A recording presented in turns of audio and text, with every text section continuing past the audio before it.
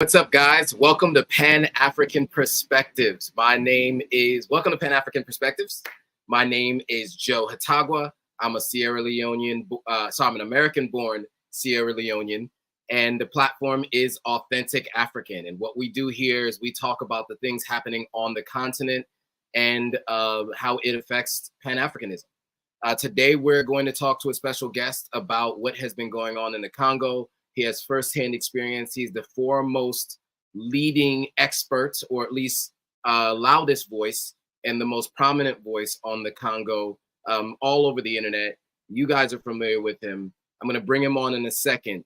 But if you want to know what's happening in the Congo, then this is the video for you.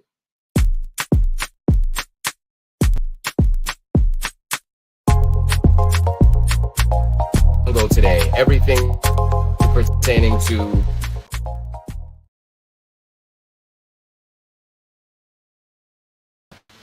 the companies that are involved in it.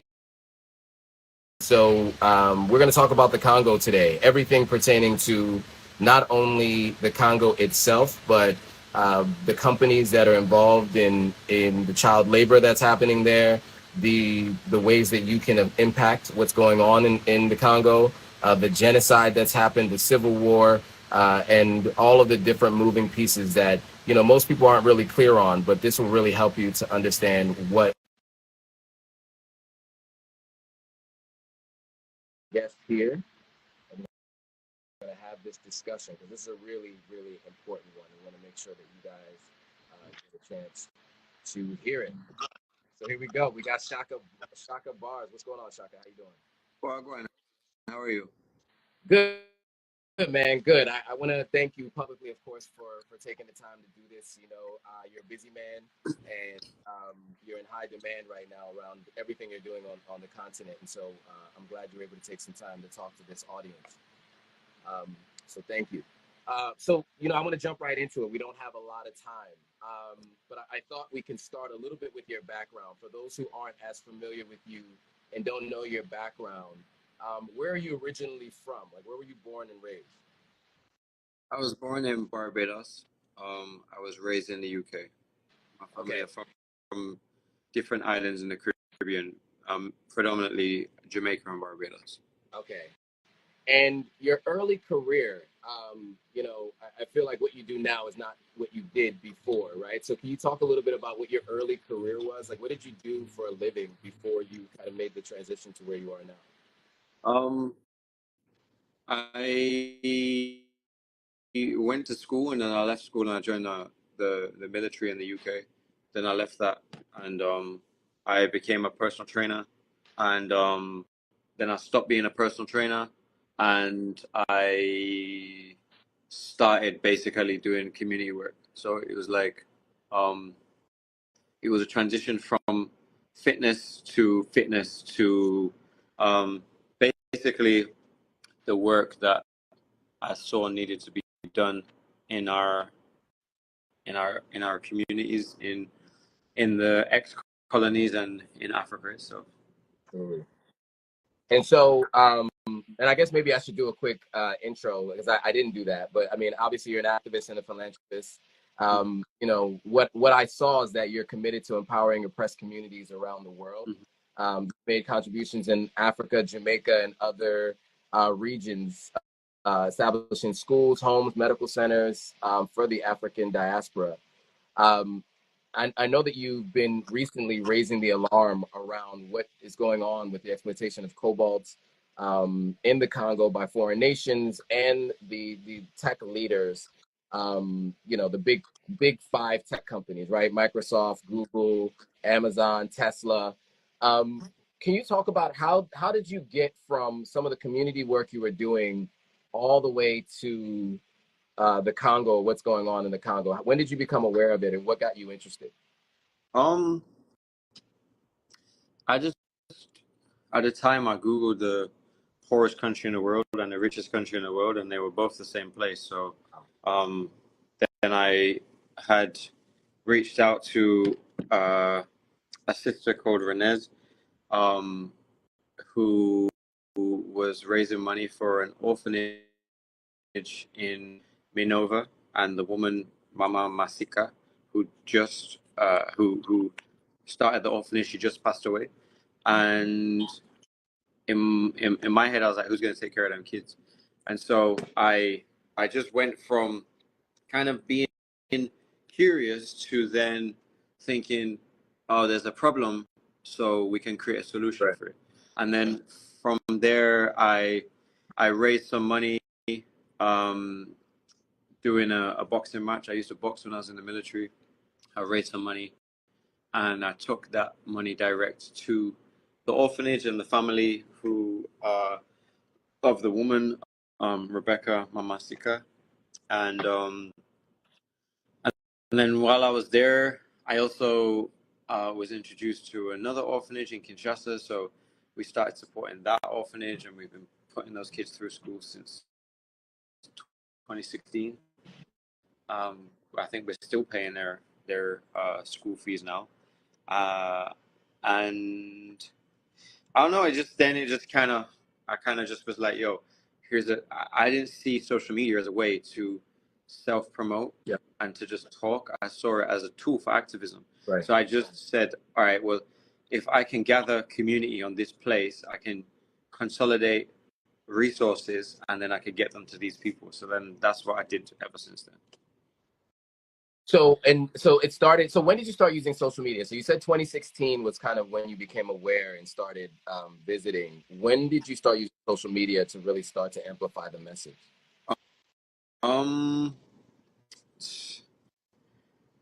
Like 2016, 2015, 2014, I was using social media, but like using it to do community fitness events and stuff.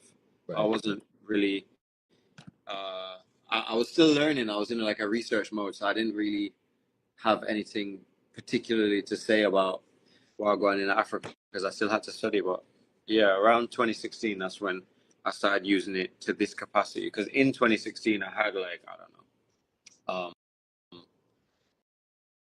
like 200, 300K followers. By 2017, I was up to 600, 700 followers. Okay. 700,000 followers. And then 2020 was a million. And then since then, they've been censoring me very heavy. So the growth has been limited. But before that, I was just doing fitness and workout stuff. Yeah, and on that topic, I mean, I think you and I have both had this challenge. You're back live on your main page. I am going live on a backup page. What do you think it is that has caused you to be shadow banned? I mean, I know I started following your page maybe about 3 years ago, and I noticed that if I went to search for you, I had issues adding you on this particular live. There were some challenges. There was a warning that was given to me. What do you think it is that is causing these platforms to try to silence you? I think the problem is that it's like the rebels and the empire, and now the rebels are using the tools of the empire, and a master is never going to give you the tools to dismantle their house, and so I think it's just that the precautions that get put on, like there's so many child pornography accounts that don't get taken down. There's so many racist right-wing accounts advocating for violence against people of color, Muslims, etc. They don't get taken down. There's so many accounts where women are promoting their OnlyFans and basically doing everything apart from showing their vaginas being penetrated. Right. They don't get taken down.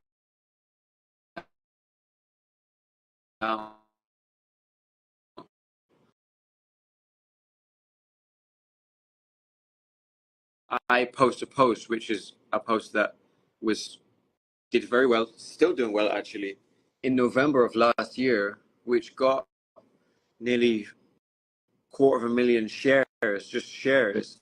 And speaking of what's going on in the Congo, I'm gonna get fact checked for false information, and then until like yesterday, I couldn't go live from November.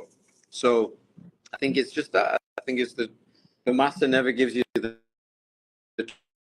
tools to dismantle their house, and if you then start using these tools. So I think it's just that there's we know what it is, where TikTok has been giving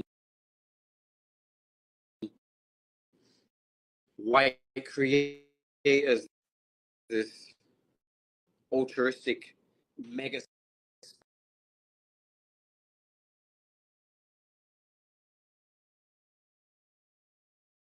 dominate, and the black creators that they copied from are getting silenced and shadow banned. It's just it's I suppose it's intellectual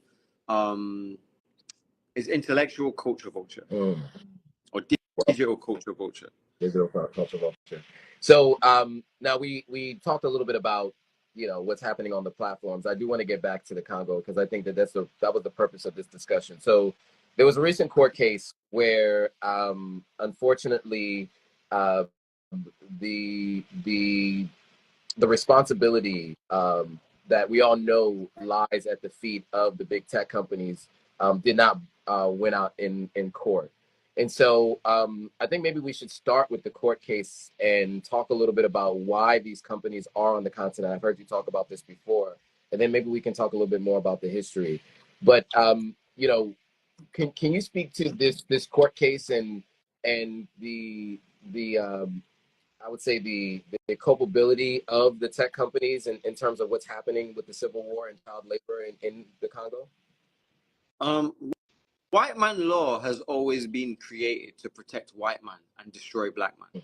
That's why the USA has a quarter of the world's prison population, and predominantly they're black, right? So them being held accountable, the tech companies being held accountable by the US government, which is funding the war in Congo, obviously they're not going to be held accountable to any significant degree, where you have superpowers who, since, you know, the days of Oppenheimer and the creation of the nuclear bomb, which the uranium came from Congo, have been using Africa as a tool for looting and for their own self-development. Why are they then going to hold Apple, Microsoft, Alphabet, Tesla, and any of these companies, Dell, that are making the USA rich and contributing to the US GDP and the US economy? Why are they going to hold some country over there in Africa in high regard and try and give them justice? Because black Americans can't even get justice, can't even get reparations. So why Congolese, where this war had just started some 25 years ago, why are Congolese going to get justice from these same people? And the thing is that white people have been doing so much stealing for so long that if they gave or even began to give back what has been taken, they would be poor tomorrow, instantly. Yeah. So they are not going to. They are going to double down. They're not going to come good. But that's the thing about a thief. And the thing about a thief is thieves thieve because they don't want to be held accountable for their actions. Sure. Because somebody who's honest, even if they have to remain poor, their integrity won't let them steal. Right? If you have any type of conscience and you have any type of real integrity, if you got rich by stealing and then the people who you stole from come and say, hey, can you share some of this, or can we have something back? And you say to them, no, it wasn't me, it was my ancestors, or something along those lines that they usually say, then you have a mental illness. You can't reason with these people. And people love the story of Avatar, and they love seeing the blue people, you know, resist the bombings of this empire American, I don't know, these American armed robbers coming over, these white American armed robbers coming over. People love seeing the blue people succeed. They love the underdog story, right? But when it actually comes down to it, in terms of immigration laws, and when it comes to GDP of the country, even the price of gas, people are like, yeah, you know what? Those poor people can stay poor so I can stay rich. Right. And You even have blacks in North America who have this rhetoric that they ain't got nothing to do with me. That's them Africans over there, right? You have Caribbeans who have an idea that in the Caribbean, as much as the Caribbean has been suffering from colonialism, at least it's not as bad as what's being done in Africa. I can never go in Africa. Right. At the same time, there is travesty and stealing in Africa, but there's way more rich people in Africa than there are in the Caribbean. I'll tell you that for free. There's people living way better in Africa than they are in the Caribbean. I'll tell you that for free. Right. So it's this ignorance that has divided us, and these same companies that benefit from the destruction of African people. I think it was it Walter Rodney who said that you can't love Africa and love capitalism because one was destroyed off the building of the other, and that's what's going on right now. So those companies, as far as I'm concerned, those companies will never be held accountable. All good points. And so you talked about uranium as one of the minerals, and you also mentioned the Congo is the richest and can also be considered the poorest country on the in the world. Right. Let's talk about some of the other minerals, because we mentioned the company, but we didn't really talk about the minerals and what they're used for. So you mentioned Tesla, you mentioned Dell, Microsoft, Alphabet, and Apple. Yeah. What is it that they are extracting, and what are they using it for, so that people can understand the connection between these companies and the country of Congo? They're extracting everything that they need, anything that they need. Congo has every single mineral known to man on the periodic table, apart from moscovium and californium. So, and in abundance as well. And so they're extracting everything. The only reason we're even speaking about those companies is because you mentioned the court case, but there's thousands of companies, thousands of tech companies that are taking minerals from Congo. And it's just the bigger ones that we focus on. They're extracting the talum ore, which we call coltan, and the coltan is being used to make capacitors. The capacitors are inside our phones, they're inside our kettles, they're inside our TVs, they're inside every electric circuit that has a brain in it that tells it to do something. Any appliance has coltan in it from Congo. Cobalt is being used in the batteries, so to store, and the lithium as well is coming from Congo too, but also it's coming from Afghanistan. Congo has this abundance of this high grade. It's 80%. I don't know how the exact scientific terminology for it, but it's 80% grade, or 60 to 80% grade, whereas the stuff that's coming out of most of the other countries is only up to 20%, right? And it needs to be as close as possible to 100% to have this capacity to be able to store all of this electrical energy, to be able to have a really good battery, right? Nickel, tin, copper, every electric wire that you have in your house right now has copper in it. The copper's coming from Congo, right? It produces $1 billion of I think maybe it's up to 2 billion now of gold each year. It has some of the world's largest diamond supplies outside of South Africa and Sierra Leone. Anything there, but they're mainly the main things that they're going for is the things that they put into their tech, and that is cobalt, coltan, wolframite, tungsten. Like every time your phone vibrates, that's a piece of tungsten spinning around that comes from Congo because it's very dense, right? Every single thing that they need to build their tech is coming out of Congo. So, what are they not taking? That's a good point. And I appreciate you going through all the different minerals, because I think that's mostly what's talked about is the coltan or cobalt. Lithium very rarely is brought up, and some of the others you mentioned, copper and tin and the others. So I mean, obviously it's a very mineral rich country where many companies, I mean, all the companies, everything that we use has all of these minerals in them. And so, obviously there's been a, decades long civil war in Congo. And you've been there and you've been watching the conflict up close and personal. Can you talk a little bit about what's happened? Like what caused the conflict and where are we today? And I know that you you've been showing some of the displacement camps, the one that was recently bombed. But can we talk a little bit about the history maybe of the Civil War there, and so that people can get an understanding of what's happened, and then we can kind of get to where we are today? So to cut a long story short, there was a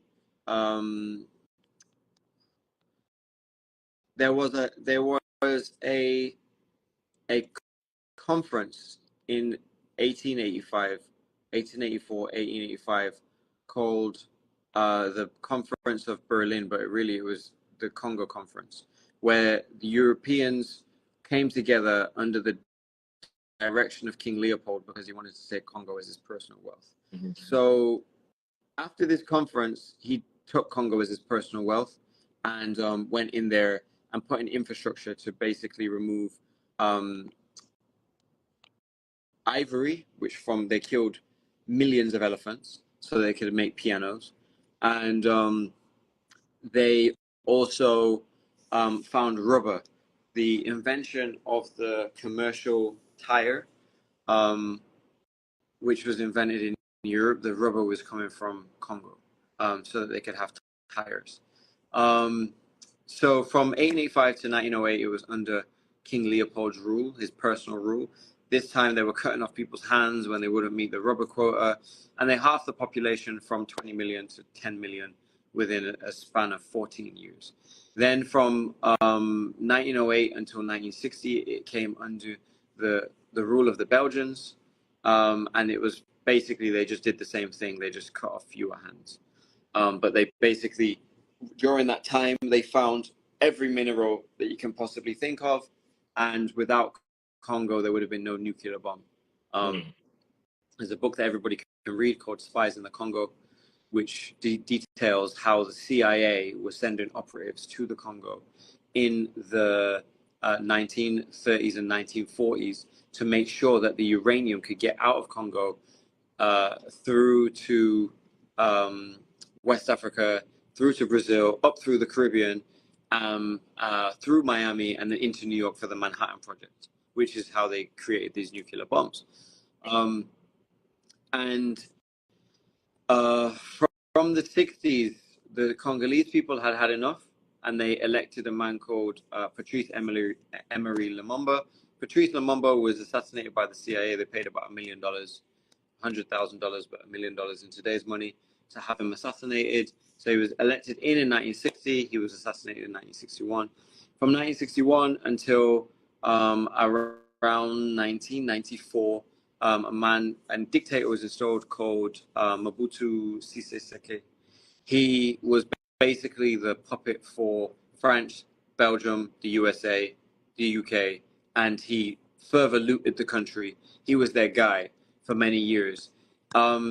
Then the Rwandan genocide happened. The Rwandan genocide was a genocide which was engineered by Africans, but predominantly funded and financed by the West. Yep. And when I say the West, I mean Israel, I mean France, I mean the UK, I mean the USA.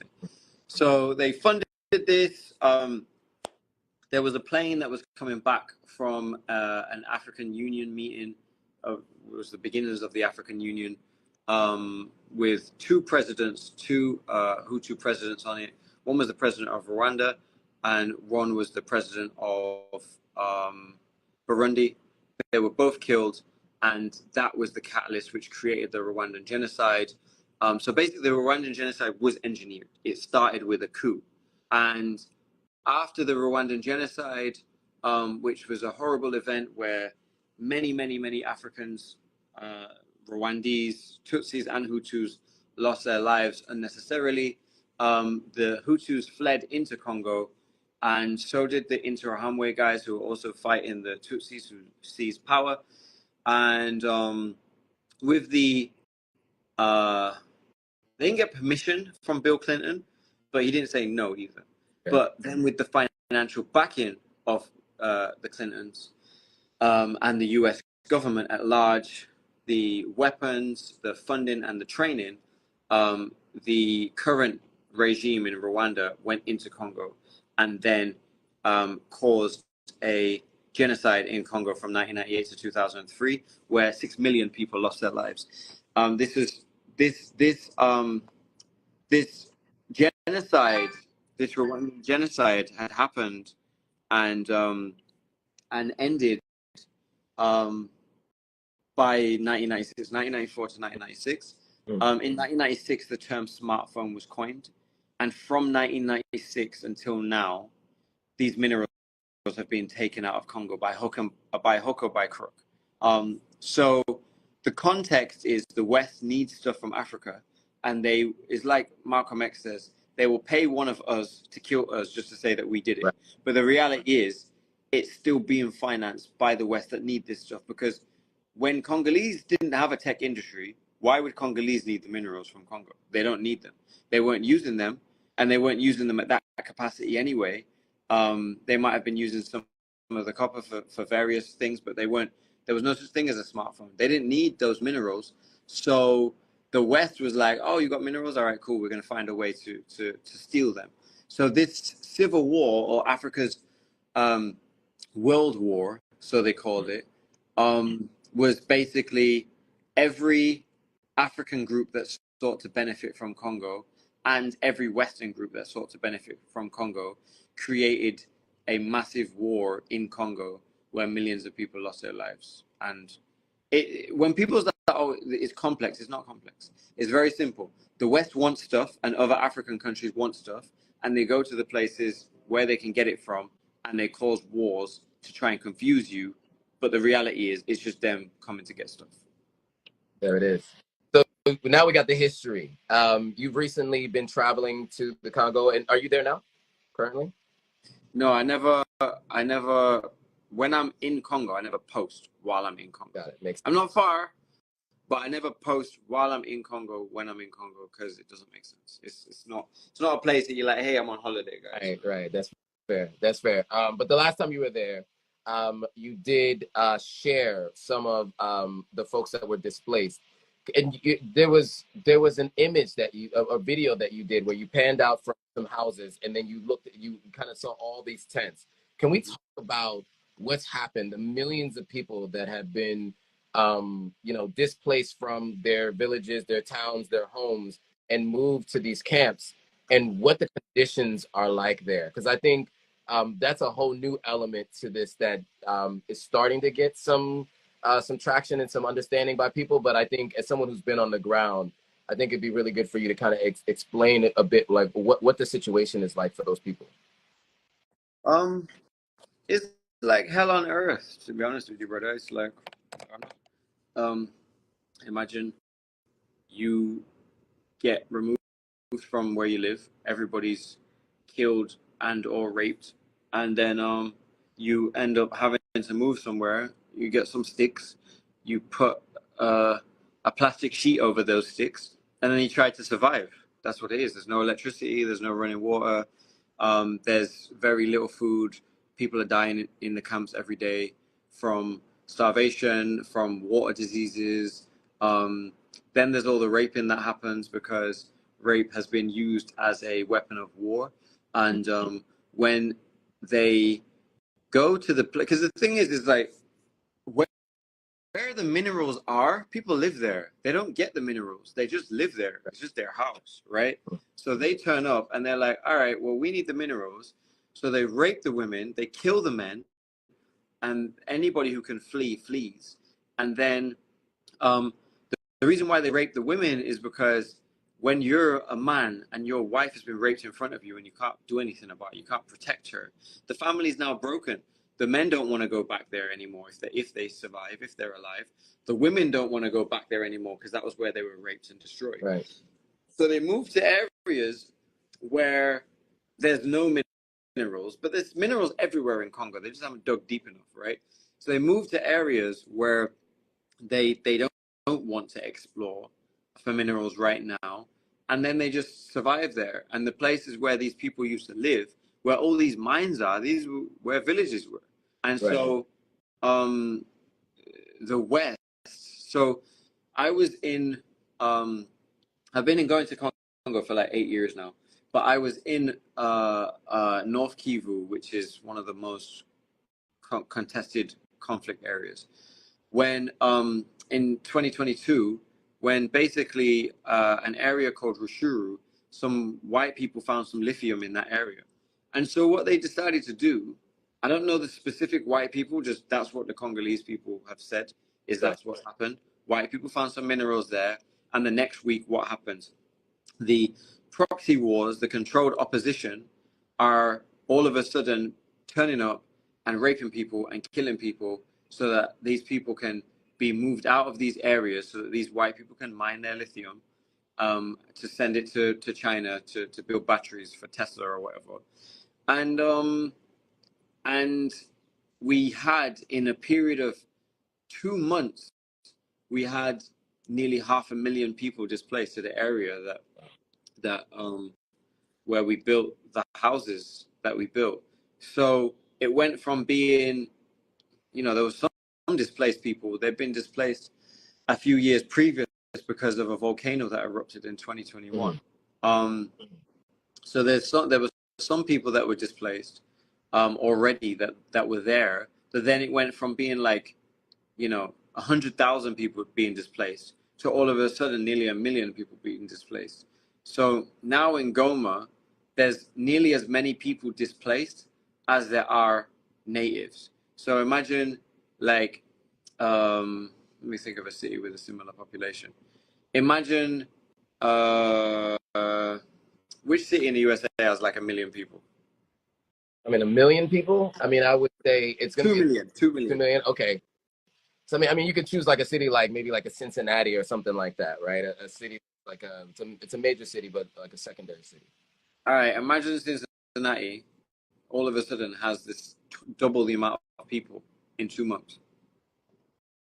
So that's the level at which people are having to try to figure out a way to survive, because the amount of strain that it puts on the resources is wild. Because you only have a certain amount of water, you only have a certain amount of food. Like there's only a certain amount of farms that have been created for those people that live there, outside of food that's exported, right? Now all of a sudden, you've got the double the population turning up, or sorry, 50% again. So now the population doubles, and where Goma had 2 million people, it's now got nearly 4 million people in and around Goma that are suffering. There's no healthcare, there's no schooling. The kids that we care for, they were kicked out of their school because displaced people came to their school to come and have somewhere to live, have somewhere to shelter. Like it's really a crisis. There was bombings every day, shootings every day. We were seeing people getting murdered. We had to move the kids into the city because there was too much shootings. There was literally a war, like rocket fire, happening right up there, and we had to move them into the city. We moved them back now because the actual warfare calmed down in that area, but now there's just more and more displaced people. So the village that we built has now got displaced people above it and below it, whereas before there was no displaced people next to it or anywhere near it. Now it's almost become like Hunger Games there, brother, where the village is beautiful and amazing, but below it and above it, there's all of these people in a refugee situation who have been like, yo, hang on, what? These people have got food, they got water, like we ain't even got a house anymore. We ain't even got anywhere to live anymore. So yeah, the situation's bad, but it's not anywhere near as bad as it's going to be in the next 2 to 3 years because of the incessant need for more technology, more iPhones, more Tesla, more whatever. Right now, the situation is as bad as it is, with 150,000 tons of cobalt being taken out of Congo each year. Next year, 2025, there's going to be 250,000 tons of cobalt being taken out. So just to give you an idea, these 2 million people, because there's 7 million people displaced in Congo right now, but these 2 million new people that have been displaced in the last 3 years, it's set to be that in the next 3 years, there's going to be up to 6 more million people being displaced because they need about 40% more coltan. Cobalt.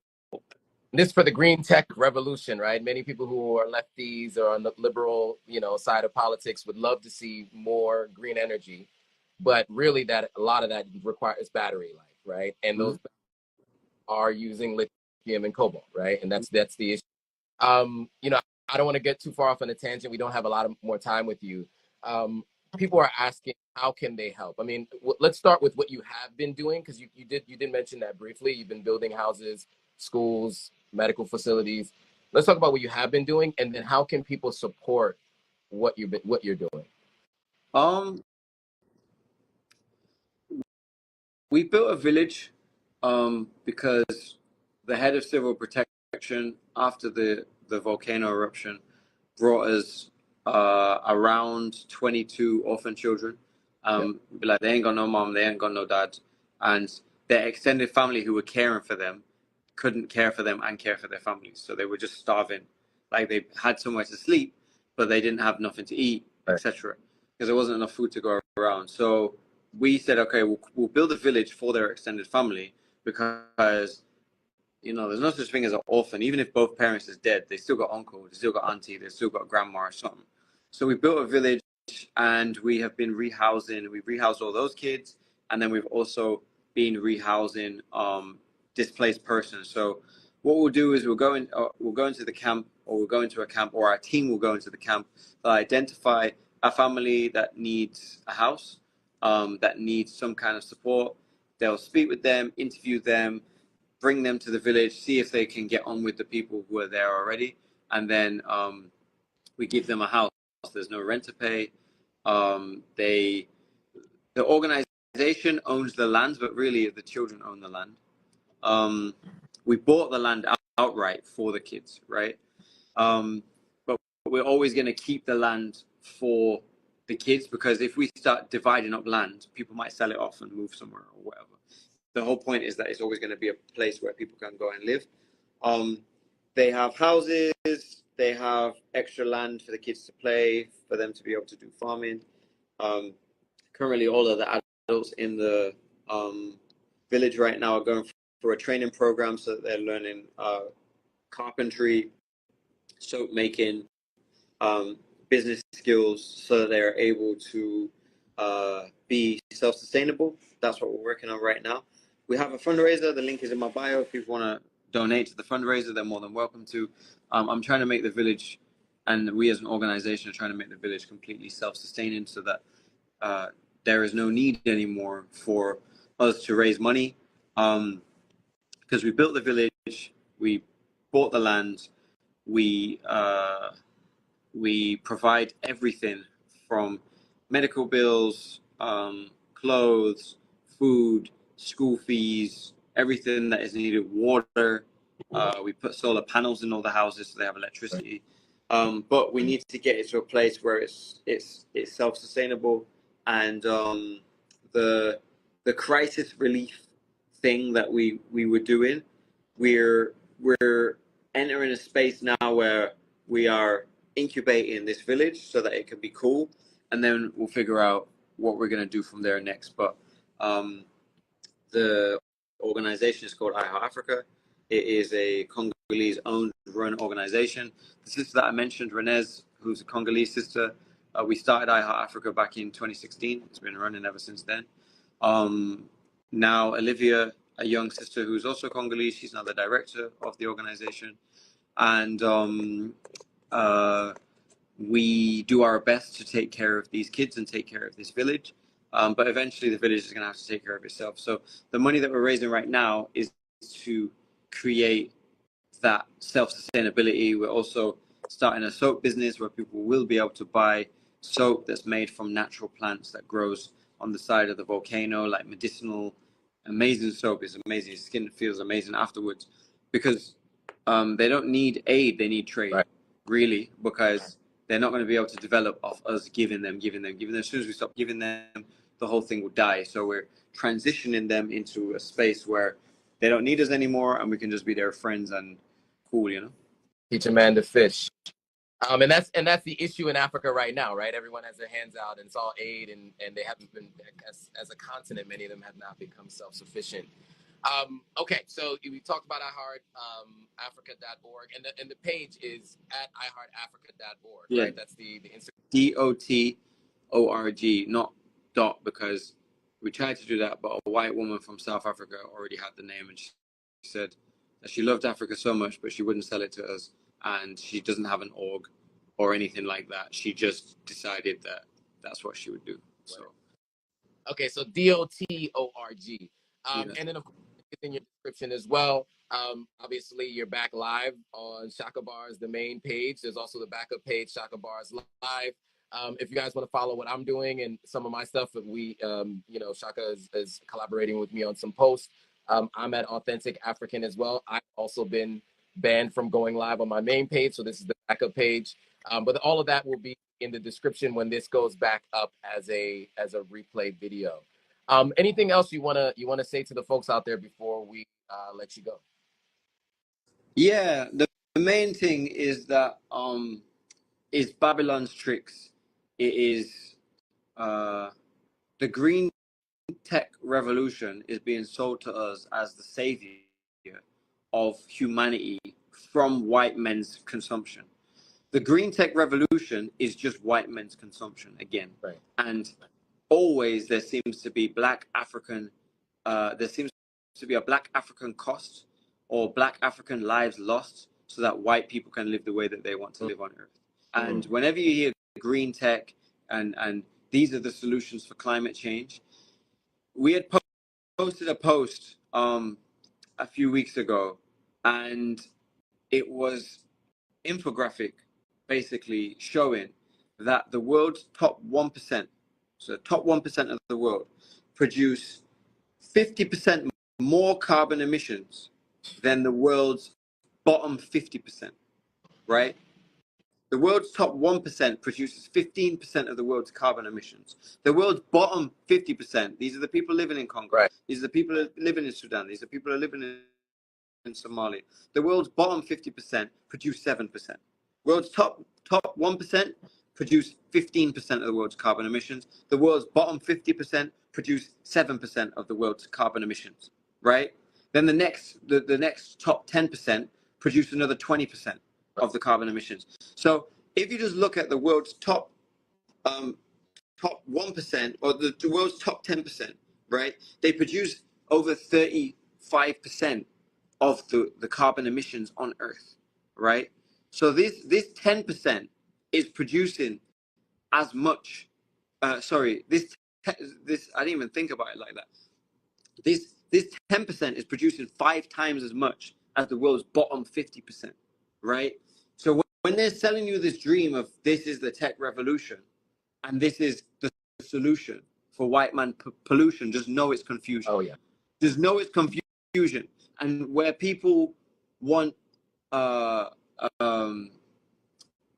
where people want, people say that they want solutions, but they just causing more confusion. I'm sitting here thinking to myself, I want retribution. That's what I want.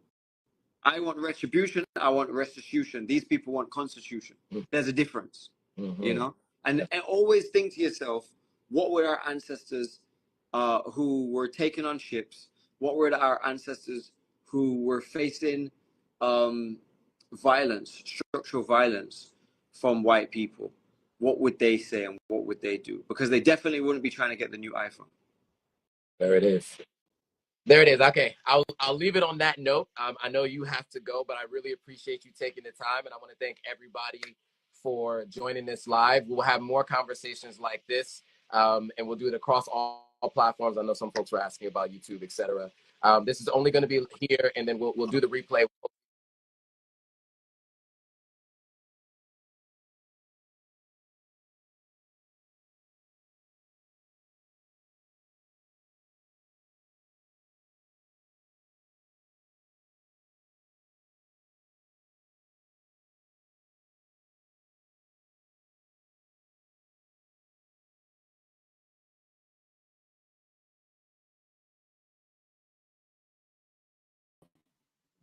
Oops. That was the interview with CHAKABARS. I realized I was on mute that whole time. Many of you joined late. So for those of you who joined late, go back and watch the full video. That full video will give you all the context of what's been happening in the Congo. CHAKABARS has been living there. He's the foremost loudest voice online about what's happening in the Congo. And so many people are learning about what's happening there because of him. I myself have been made more aware of some of the things that are happening. He gives real-time updates. He'll be there in person. And so this conversation was well informed, and I'm glad he was able to take some time to have this conversation with the audience. So again, for those of you who are joining, I see many people joining right now.